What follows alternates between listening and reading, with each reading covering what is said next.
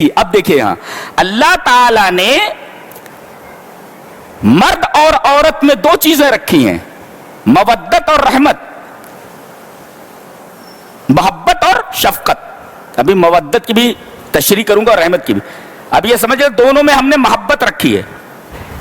پتہ یہ چلا کہ انسان کے دل میں اصل محبت اور رحمت ہے، نفرت باہر سے آتی ہے۔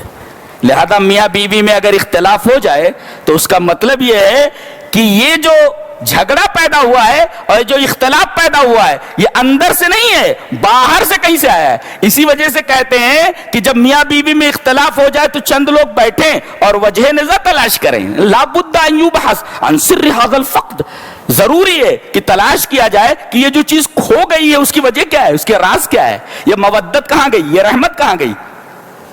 جیسے توحید دب گئی شرک کا ماحول ملنے کی وجہ سے، ایمان دب گیا کفر کا ماحول پانے کی وجہ سے، ایسے ہی محبت اور رحمت اگر دب گئی ہے کس کی وجہ سے، نزاع کی وجہ سے، لڑائی جھگڑے کی وجہ سے، اس کا مطلب جس طرح کفر اور شرک باہر سے آیا ہے ایسے ہی لڑائی جھگڑا باہر سے آتے ہیں۔ اصل چیز مودت اور رحمت ہے۔ اگر لڑائی جھگڑا ہو تو دیکھا جائے کہ مودت اور رحمت کو ختم کرنے والی چیز کون سی ہے، وہاں تک پہنچا جائے، یہ ضروری ہے۔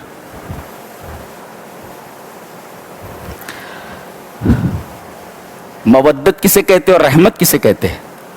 مودت میں مطلب ہوتا ہے اور رحمت میں مطلب نہیں ہوتا۔ یہ دو طریقے کی محبتیں ہوتی ہیں۔ مودت ایسی محبت کو کہتے ہیں، ایسے لفظ کو کہتے ہیں جس میں مطلب ہوتا ہے۔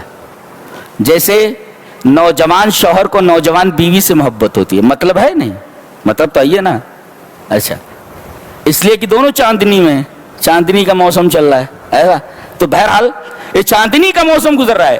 یہ چاندنی کا موسم جو میں نے کہا ہے کہ عربی کی ایک ترکیب ہے وہ میں نے پڑھا، اس کا ترجمہ کر رہا ہوں۔ پھر ربیع القمری، چاند کی بہار میں، چاندنی میں دونوں، اب ظاہر ہے کہ دونوں چاندنی میں تو مطلب تو ہے نا، اس کو مودت کہتے ہیں۔ تو جوانی میں صحت اور عافیت اور شباب میں شوہر کو بیوی سے اور بیوی کو شوہر سے جو محبت ہوتی ہے دیٹ از کالڈ مودہ۔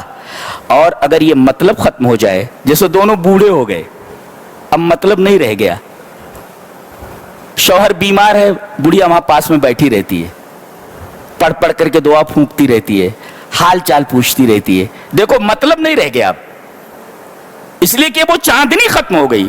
تو یہ جو محبت اب اس وقت ہے بڑھاپے میں اور کمزوری میں دیٹ از کالڈ رحمت۔ یہاں مطلب نہیں ہے، یہاں بغیر مطلب کے محبت ہے اور وہاں مطلب کے ساتھ محبت ہے۔